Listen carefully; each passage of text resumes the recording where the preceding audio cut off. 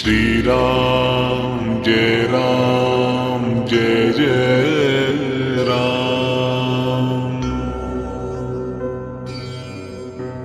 श्री राम जय राम जय जय राम।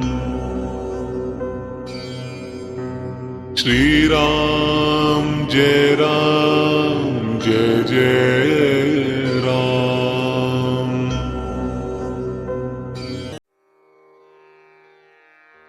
षष्ठः सर्गः। सीता सहित श्री राम का नियम परायण होना, हर्ष में भरे हुए पुरवासियों द्वारा नगर की सजावट, राजा के प्रति कृतज्ञता प्रकट करना तथा अयोध्यापुरी में जनपदवासी मनुष्यों की भीड़ का एकत्र होना। पुरोहित जी के चले जाने पर मन को संयम में रखने वाले श्री राम ने स्नान करके अपनी विशाल लोचना पत्नी के साथ श्री नारायण की उपासना आरंभ की। उन्होंने हविष्य पात्र को सिर झुकाकर नमस्कार किया और प्रज्वलित अग्नि में महान देवता की प्रसन्नता के लिए विधि पूर्वक उस हविष्य की आहुति दी। तत्पश्चात अपने प्रिय मनोरथ की सिद्धि का संकल्प लेकर उन्होंने उस यज्ञ शेष हविष्य का भक्षण किया और मन को संयम में रखकर मौन हो वो राजकुमार श्री राम विदेह नंदिनी सीता के साथ भगवान विष्णु के सुंदर मंदिर में श्री नारायण देव का ध्यान करते हुए वहां अच्छी तरह बिछी हुई कुश की चटाई पर सोए।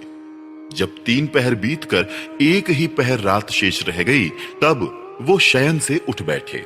उस समय उन्होंने सभा मंडप को सजाने के लिए सेवकों को आज्ञा दी। वहां सूत, मागध और बंदियों की श्रवण सुखद वाणी सुनते हुए श्री राम ने प्रातःकालिक संध्योपासना की। फिर एकाग्रचित्त होकर वो जप करने लगे। तदनंतर रेशमी वस्त्र धारण किए हुए श्री राम ने मस्तक झुकाकर भगवान मधुसूदन को प्रणाम किया और उनका स्तवन किया। इसके बाद ब्राह्मणों से स्वस्ति वाचन कराया। उन ब्राह्मणों का पुण्याह वाचन संबंधी गंभीर एवं मधुर घोष नाना प्रकार के वाद्यों की ध्वनि से व्याप्त हो सारी अयोध्यापुरी में फैल गया। उस समय अयोध्यावासी मनुष्यों ने जब ये सुना कि श्री रामचंद्र जी ने सीता के साथ उपवास व्रत आरंभ कर दिया है, तब उन सबको बड़ी प्रसन्नता हुई।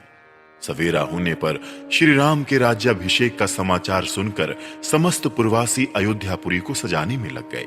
जिनके शिखरों पर श्वेत बादल विश्राम करते हैं, उन पर्वतों के समान गगनचुंबी देव मंदिरों, चौराहों, गलियों, देव वृक्षों, समस्त सभाओं, अट्टालिकाओं, नाना प्रकार की बेचने योग्य वस्तुओं से भरी हुई व्यापारियों की बड़ी बड़ी दुकानों तथा कुटुंबी गृहस्थों के सुंदर समृद्धिशाली भवनों में और दूर से दिखाई देने वाले वृक्षों पर भी ऊंची ध्वजाएं लगाई गईं और उनमें पताकाएं फहराई गईं। उस समय वहां की जनता सब ओर नटों और नर्तकों के समूह तथा गाने वाले गायकों की मन और कानों को सुख देने वाली वाणी सुनती थी। श्री राम के राज्याभिषेक का शुभ अवसर प्राप्त होने पर प्रायः सब लोग चौराहों पर और घरों में भी आपस में श्री राम के राज्याभिषेक की ही चर्चा करते थे। घरों के दरवाजों पर खेलते हुए झुंड के झुंड बालक भी आपस में श्री राम के राज्याभिषेक की ही बातें करते थे।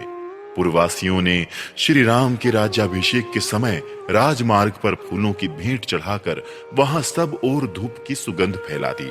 ऐसा करके उन्होंने राजमार्ग को बहुत सुंदर बना दिया।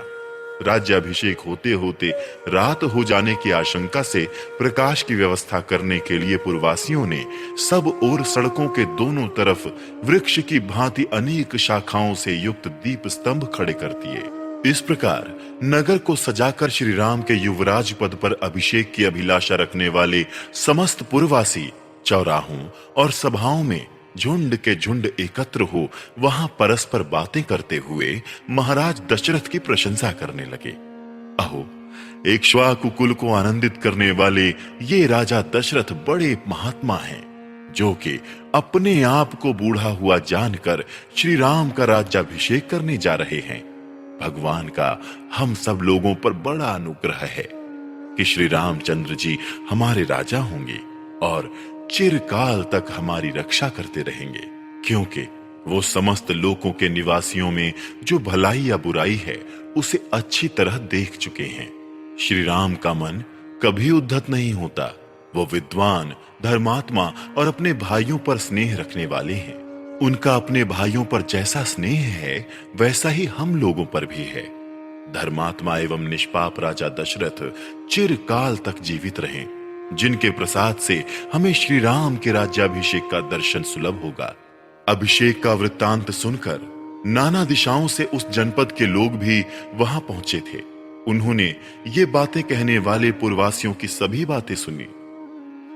वो सब के सब श्री राम का राज्याभिषेक देखने के लिए अनेक दिशाओं से अयोध्यापुरी में आए थे। उन जनपद निवासी मनुष्यों ने श्री रामपुरी को अपनी उपस्थिति से भर दिया था।